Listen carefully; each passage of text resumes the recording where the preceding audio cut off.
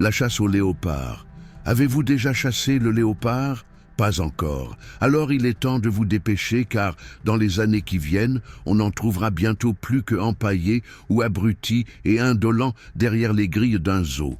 Moi qui vous parle, j'ai eu la chance exceptionnelle de pouvoir en traquer le fusil au poing dans les périlleux labyrinthes de la forêt équatoriale. Et pourtant, sachez bien que je n'avais pas été spécialement préparé à ce sport qui, entre nous, n'est pas de tout repos.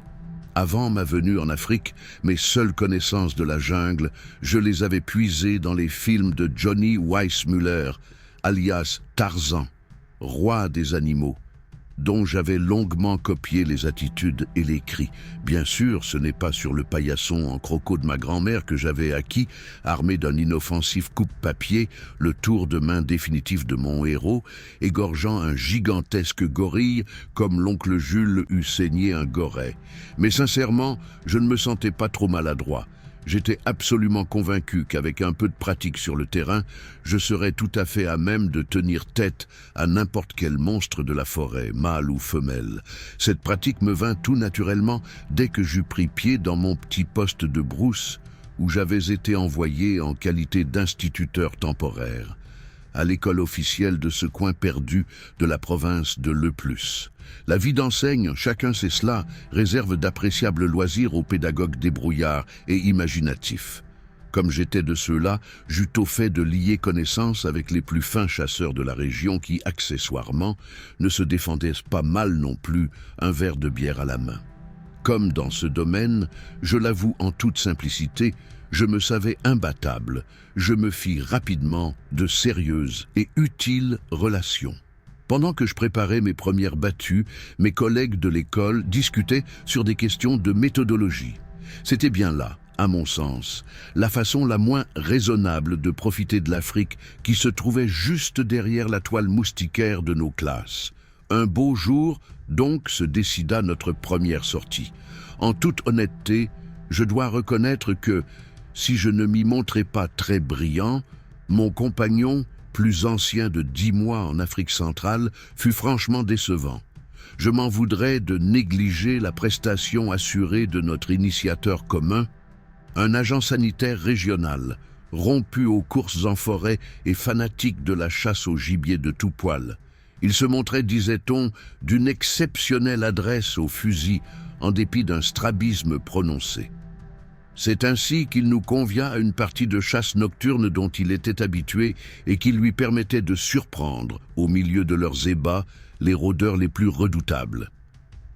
Notre mentor nous avait montré le matin, imprimé dans le sable de la route, de larges empreintes dont la profondeur, l'écartement et la forme particulière étaient la signature indiscutable d'un léopard de forte taille. Dès qu'il eut prononcé le mot « léopard », nous eûmes, après un moment d'incompréhension puis de stupeur, conscience de la précarité de notre situation.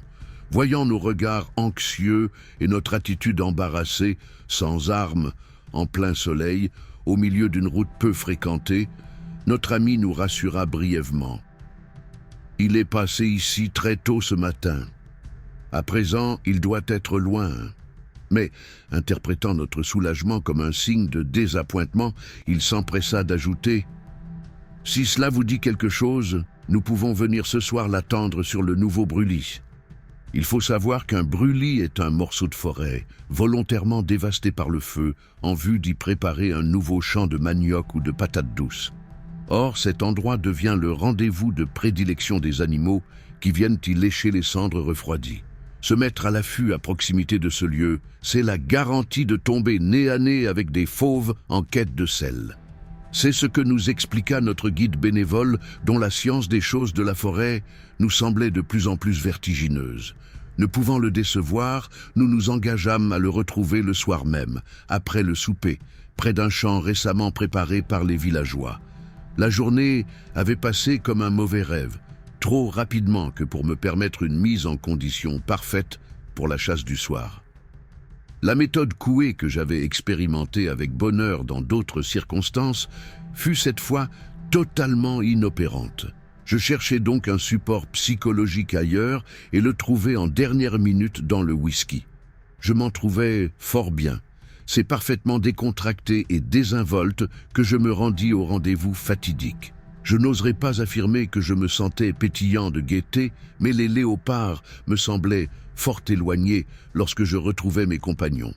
Il nous fallut emprunter un sentier détourné, coupant au travers de la forêt pour rejoindre l'orée de la clairière artificielle, théâtre de nos exploits à venir.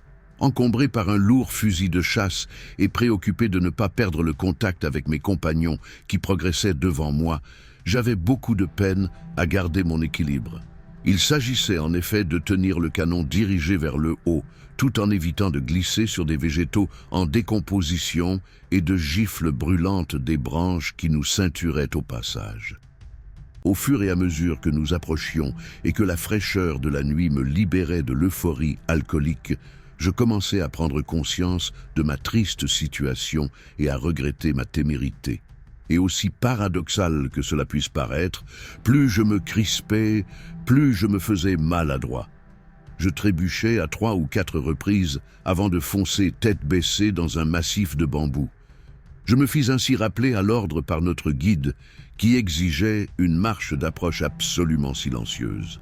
Après avoir écarté un dernier rideau de branchages et de lianes, nous sortîmes finalement de notre tombeau de verdure pour nous trouver à l'une des extrémités du champ dévasté par le feu, qu'une lune craintive éclairait avec parcimonie. Sur un geste impérieux du chasseur, nous nous étions agenouillés derrière un gros tronc calciné d'où nous pouvions aisément voir sans être vus.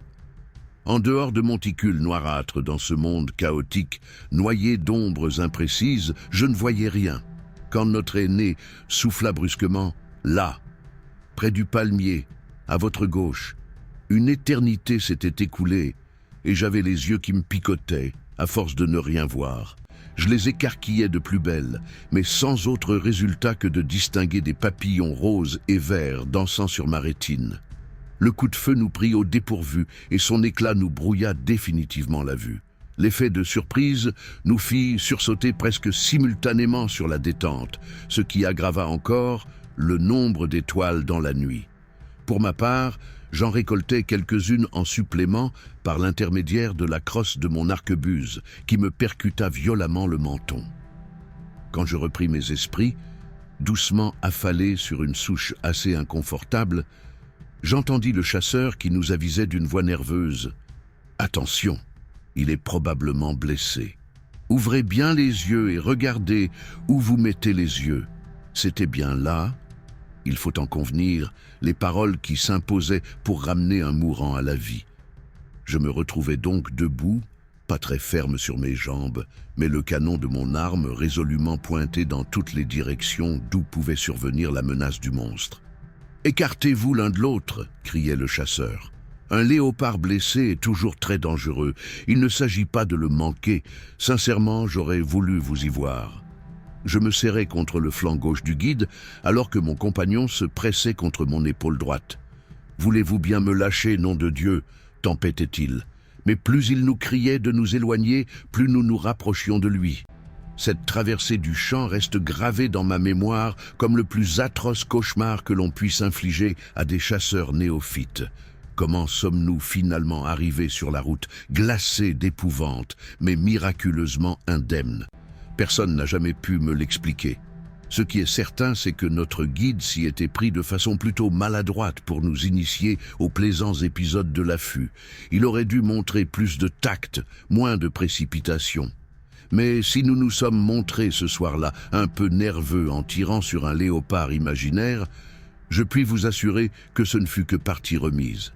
Si vous aviez pu assister au massacre dont je fus le modeste auteur pendant les parties de chasse suivantes, ah, je devais bien me racheter de cette première expérience peu convaincante. Mais c'est là une autre histoire que je vous raconterai peut-être à la prochaine occasion.